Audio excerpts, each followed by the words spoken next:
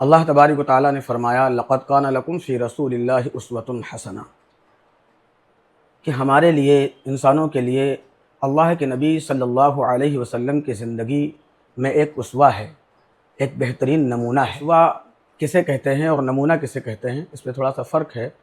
دیکھیے، کوئی انسان اگر کسی دکان پہ جاتا ہے، مثلا اس کو کپڑا خریدنا ہے، کپڑا لینا ہے، تو جو ہے اس کو ایک نمونے کے طور پر دکھاتا ہے کپڑا، تو وہ نمونہ ہے۔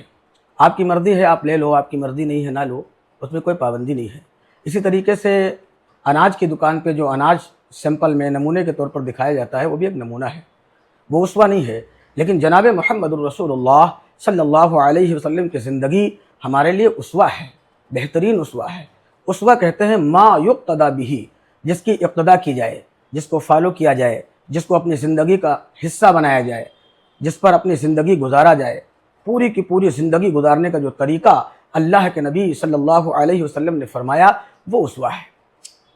اب اللہ کے نبی صلی اللہ تعالی علیہ وسلم کی سیرت کا وہ عنوان اتنا ہماگیر عنوان ہے کہ اس سے بڑا کوئی عنوان نہیں ہو سکتا، اس لیے کہ حضرت آدم علیہ السلام سے لے کر حضرت نوح علیہ السلام تک، حضرت نوح علیہ السلام سے لے کر حضرت عیسیٰ علیہ السلام تک، اور عیسیٰ علیہ السلام سے لے کر جناب محمد رسول اللہ صلی اللہ علیہ وسلم تک جتنے بھی نبی آئے ہیں، تمام کے تمام نبیوں کی سیرت، تمام کے تمام نبیوں کے اوصاف اور کمالات سارے کے سارے اللہ کے نبی صلی اللہ علیہ وسلم کی سیرت کے اندر موجود ہے۔ آپ کو ایسی سیرت، ایسا جامع سیرت کا مرقع بنایا گیا کہ سارے کے سارے نبیوں کی سیرت کا مجموعہ ہیں آپ۔ تو پھر جو ہے اللہ کے نبی صلی اللہ علیہ وسلم کی سیرت بہت ہی عظیم اور بہت اہم سیرت ہے۔ سیرت کسے کہتے ہیں؟ سیرت کہتے ہیں ایک خاص چلن کو، ایک خاص طریقے کو، ایک خاص کردار کو، ایک خاص جو ہے اوصاف کو۔ اس طرح یہ سیرت ہے کہ اللہ کے نبی صلی اللہ علیہ وسلم کی جو ہے زندگی ہمارے لیے نمونہ ہے۔ آپ کا چلن، آپ کا ملنا جلنا، آپ کا دوسروں سے ملنا، آپ کا آپس کا میل جول، آپ کا دوسروں سے جو ہے لین دین، یعنی کہ تمام کی تمام چیزیں ہم کو جو لینی ہیں وہ جناب محمد الرسول اللہ صلی اللہ علیہ وسلم سے لینی۔ تو سیرت کا بیان کرنا اتنا اہم نہیں ہے، بلکہ سیرت کو اپنانا سب سے زیادہ اہم بات ہے۔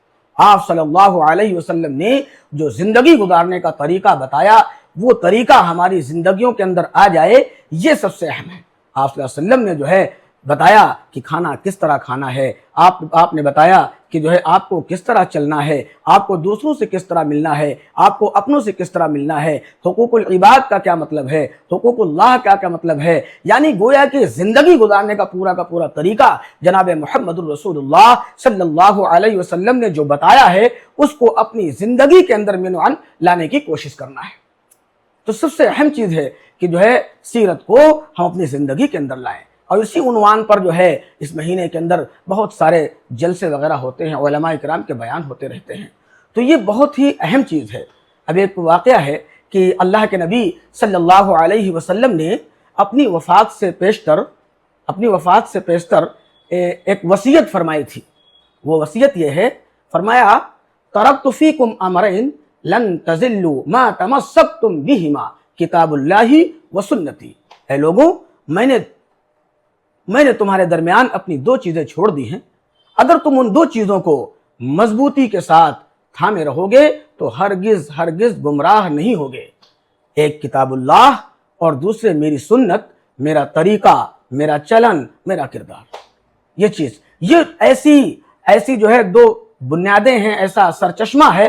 اگر ان بنیادوں کے اوپر ہم اپنی عمارت کو کھڑا کریں گے تو وہ عمارت استوار ہوگی، وہ عمارت مضبوط ہوگی، وہ عمارت جو ہے مضبوط ہوگی۔ اور اگر اس طریقے سے یعنی اس بنیاد سے ہٹ کر کے ہم نے عمارت کو کھڑا کر دیا تو وہ عمارت بالکل کمزور اور بودی ہوگی، اور وہ بہت جلد ختم اور تباہ ہو جائے گی۔ اس لیے جو ہے ہم کو اسی چیز پر، یعنی رسول اللہ صلی اللہ علیہ وسلم کی جو سیرت ہے، جو طریقہ ہے، اس کے اوپر اپنے اعمال کو کھڑا کرنا ہے، اپنے اعمال اسی انداز سے جو ہے چلنا ہے، کیونکہ آپ صلی اللہ علیہ وسلم ہمارے لیے آئیڈیل ہیں، ہمارے لیے اسوہ اور نمونہ کا عنوان جو ہے اس مہینے کے اندر جو ہے ہم سب کو چاہیے کہ جو ہے اللہ کے نبی صلی اللہ علیہ وسلم کی سیرت کو پڑھیں، آپ کے کمالات، آپ کے خصائل، آپ کے وصائف، آپ کے جو ہے سیرت کو پڑھیں اور جو ہے اس کو اپنی زندگی کا مقصد بنائیں، اپنی زندگی کے اندر جو ہے لانے کی کوشش کریں۔